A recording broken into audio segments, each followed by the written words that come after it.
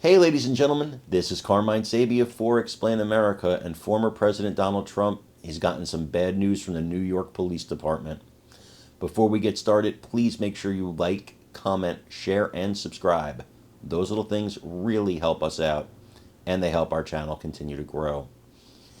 Trump has had, I think we can easily say, had really rough time in New York. He was found liable in the E. Jean Carroll case. I could not disagree with that verdict more. I think it was a horrible verdict. I think you saw the statute of limitations extended in the state for the particular purpose of getting Trump in this case. That was the whole purpose of extending that statute of limitations.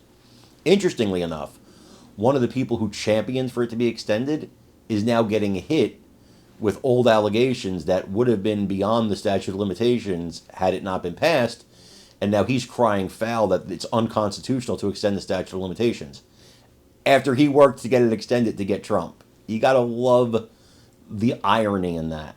You know, it's kind of cosmic, isn't it?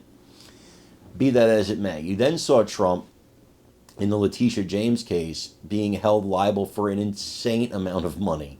An insane amount of money for bookkeeping. For a bookkeeping, quote unquote, it's not even a crime, it's a civil case. And then, of course, there was the Alvin Bragg case.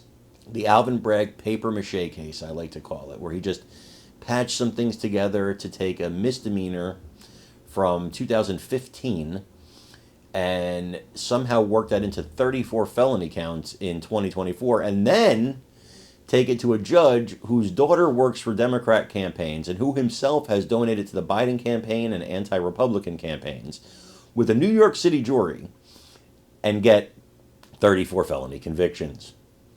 Well, the punishment for Trump as far as sentencing, that's not going to be known till, well, July.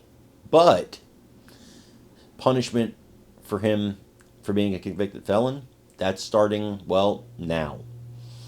According to reports, the New York City Police Department will not renew Trump's license to carry a firearm and will confiscate his firearm if he has it. That's the action the New York Police Department is taking now. They're taking the Second Amendment rights away from former President Trump. But fortunately, Trump likely still can get a firearms license in the free state of Florida, where Florida Governor Ron DeSantis is in charge. So, as you know, again, this is part of the whole, it sounds good on paper that felons can't carry a firearm until you realize what some felonies actually are. And you're like, why can't that guy carry a firearm? It starts to not make sense when you look at cases individually. And I think as a person who believes in the Second Amendment, this is part of the problem. And I'll take it to the Hunter Biden trial too. He's on trial for getting a gun while supposedly being on drugs and lying on the form. Okay, he lied on the form. But doesn't he have a right to own a firearm as an American? No matter what you think of Hunter Biden, Joe Biden, this is really a Second Amendment case. And they got a lot of conservatives cheering for, let's get Hunter Biden, right? But what you're really cheering for is a case that assaults the Second Amendment. That is deeply concerning. So don't be tricked. Don't be tricked into supporting something you don't really support. I urge you to take a long look at it because it results in cases like what just happened to former President Donald Trump. I do want to know what you think about all these cases in the comments, including the Hunter Biden case. Please let me know.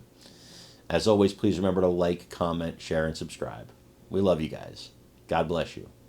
Take care, everybody.